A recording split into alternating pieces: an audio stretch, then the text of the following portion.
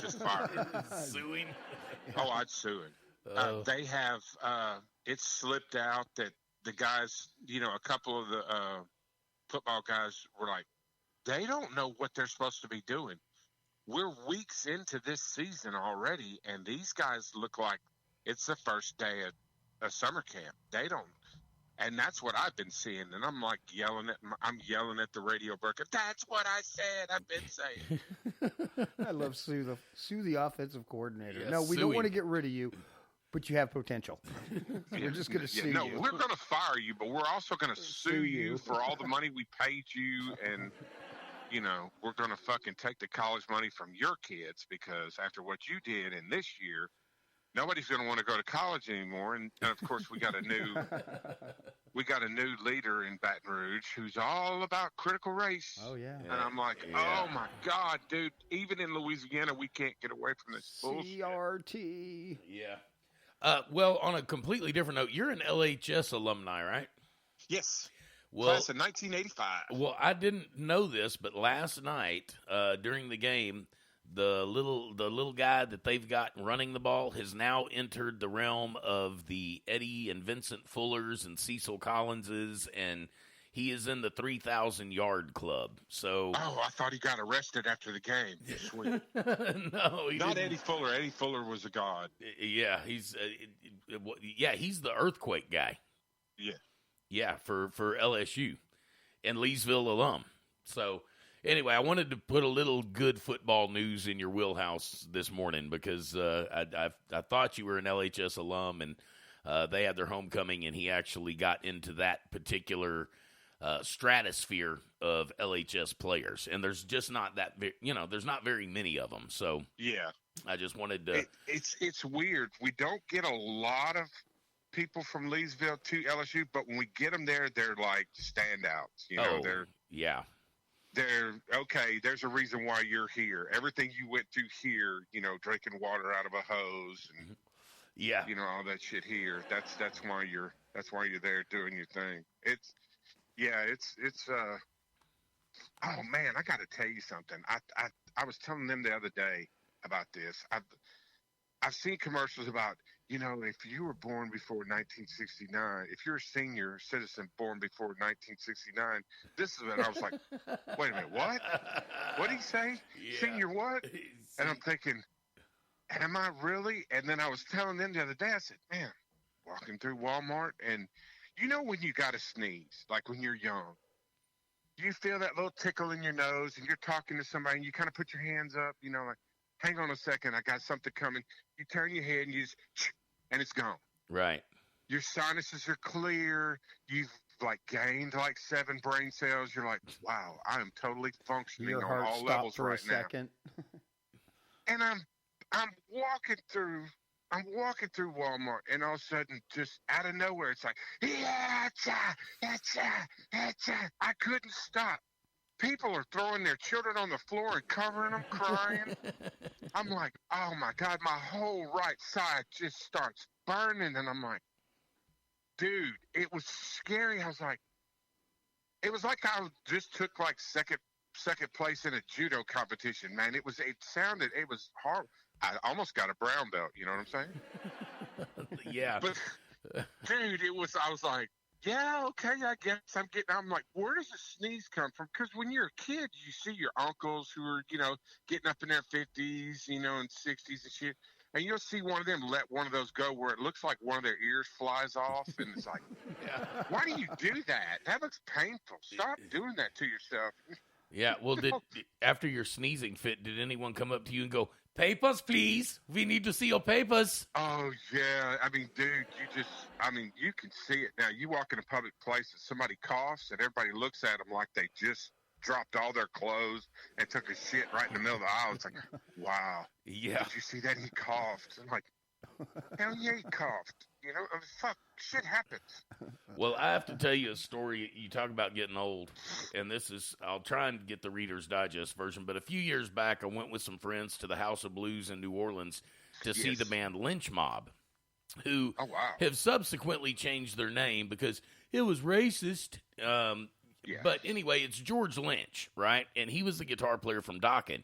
it was also the drummer from the band Dokken. Now, I remember Dokken when I was a kid, a young teenager, because they really, I mean, they'd been out since like 79, but they didn't Tooth really, and nail. yeah, they didn't really hit till about 83, 84, right? In the Nightmare on Elm Street. Yeah, Dream Warrior. Yeah. Yeah. They were that band. Okay, so I go to the House of Blues, and there's one of them Jason Mraz type guys playing upstairs. So there's a shit ton long line of fedoras and vests and loafer people there. And we get into the part of the House of Blues where Lynch Mob is playing, and it holds, I don't know, I'm going to guess 500 people tops, and there was about 50 people there. We got there about an hour before the show was supposed to start, no opening band, and I'm looking around going, are we in the right place? Because everybody in there was an AARP card-carrying member. And I was thinking, surely we're in the wrong place. Well, they start filing in, and I knew I was in the right place because this great-grandma walked in with a bustier and the fishnet fingerless gloves up to her elbows and the garter belt with the fishnet stockings and the pumps and big blonde gray hair, bright fire engine red lipstick with the bat wings under the arms, you know. Old school MILF. And Oh, yeah. I got to thinking about it. I was like, okay, if they came out in 79 and you were a fan in 79, and let's say you were 30 and a fan in 79, yeah, that would be about right. Yeah. They could She's have. wearing a T-shirt. The only one that gets to fuck me is Daddy. Yeah. But I love Daddy. but I was looking around and thinking, yeah, this would be about right. It wouldn't be uncommon for them to have 70, 75-year-old fans. Yeah. And when the show started, there may have been 150 people in their tops, you know. And what's crazy, even crazier about this, is I was looking in the local paper, the music newspaper, and there was a Dokken tribute band playing the same night right down the road. And they had more people.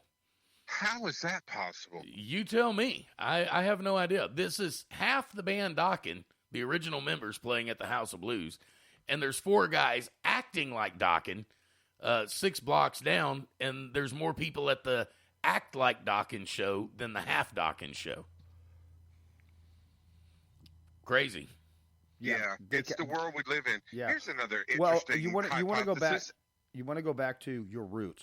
So if I can't see Dokken then, now, I'm gonna go see somebody that looks like Dokken. Oh, yeah, to I make, didn't me, think about it to that make way. me feel better. Or, they could have all just like bonged out and got too tired. Now, if they were really, really old, maybe they got too tired to go all the way down to the House of Blues and said, fuck it, we got to stop here. They Yeah, got an right. oxygen machine on the porch. Let's just go in here and check these guys out. I'm sure they were great, but we've got the records, the T-shirts. Well, I don't know. That's the other thing. At what age are you too old to wear like a rock and roll T-shirt? My age. Well, you kind of have to ask Keith Richards that, don't you? Well, no, he's the anomaly to the equation. Well, It's like, you have to you do have to wonder what kind of world we're going to leave for Keith Richards, Betty White, and Willie Nelson, yeah. because those 3 are going to outlive us all. I'm quite convinced. And they keep saying, weed's going to kill you. Marijuana's going to kill you eventually. Yeah. It's doing all this stuff to you. Well, apparently it's preserving those 3. Is it like an early stage embalming fluid? I mean, they look great. Yeah. Well, I don't know. They're all still doing shit. I don't know about Still Willie. cracking joke and making movies. And what is she, like 106? Yeah, she's not young by any means, and she's the last Golden Girl. Yeah. So I guess It's she truly is crazy. golden. Hey, now let's get into the presidents. Jimmy Carter, 98 now, I think. Yeah. And And he- you know what? I never thought I'd say this. I'd take him back today. Oh, Do not tell me he does not smoke pot. I don't. He's a bean man. He's hooked up. I think he's getting an IV of something, like small babies that they've aborted. From Texas. baby stem cell, like that South Park episode where Christopher Reeve is sucking the brains damn. out of fetuses. I can walk again. I can pick up a car. Dude, that was the funniest shit I've ever seen. Well, maybe it's that's what racist. maybe that's what they're doing with the president. They had a Secret Service guy I thought was the bravest man ever that came out, and they didn't identify him because they knew he would immediately be fired. But he was like, you don't know what it's like to be in the White House. This dude walks around all hours of the night at any time in his underwear, shitting his pants, just screaming at people. And I'm like, what? Well, That's not very They secret. actually got somebody to say that? well, he's got dementia. I mean, Oh, yeah. you can clearly see that. And undoubtedly, before they put him out in front of people and he says things like, well, they told me not to talk about that. Yeah, I'm going to get in trouble. Yeah, they're definitely dropping Adderall and ice cream on him because, there's just no way, man. There's just no way. Joe, come back to the bathroom and finish your poop. And I'd love to know who they is.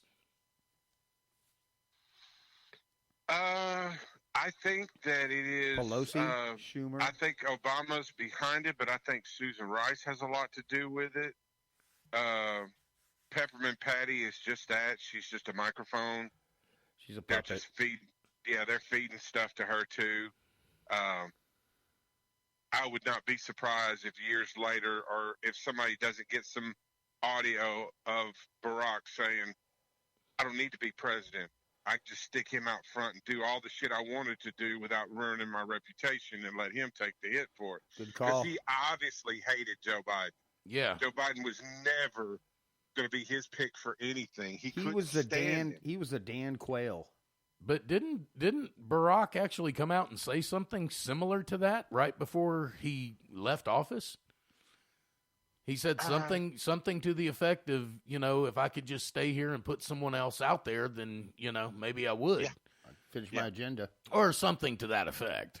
Yeah, I think that the people that he put in his cabinet are all they're all former Obama people, for one thing. Every single one of them that's been put in there is somebody that worked for him in some capacity over the years. And they've got Soros money and Soros misinformation stuff. That's another one. I know he's snorting fucking fetuses, that piece of shit. I would never wish anything on him, but I wish ball cancer on that piece of shit like nobody. I wish they would explode up like bowling balls, blow up in his face, pustulate his entire face, and then jump off and go after his family. Well, I'll say it again, Bobby. Tell us how you really feel. Stop holding back. Oh my That's God, really dude. bad. Do you realize that from the early 80s, like 81, 82, he did a 60 Minutes episode. You can go back and look it up, where he talks about how he betrayed all of his friends. He wasn't German. No. He was a different. Yeah, he was His Bulgarian or grandfather something like got that. him fake papers, Right. and he became a Nazi. They basically bought his way into it. Well, his first thing he did was sell out all of his friends, Well, and took the money and stuff, and actually told the guy doing the interview at 60 Minutes, well, if I hadn't have done it, somebody would have done it to me. That was his rationale. yeah. Yeah, You want others. I think he's Bulgarian. I think he's from Bulgaria. Yeah, it's something. Which it's something weird. It's funny because within the first, if you grab one of those paperback constitutions and read it, within the first few paragraphs, it talks about doing business with foreign governments and foreign entities. Yeah. And I'm like, okay, you don't even have to get past page 2 and see how they've wiped their ass with the Constitution for many years now. But by the time you get to page 5, man, they've broken so many laws and so many. I mean, it's astounding.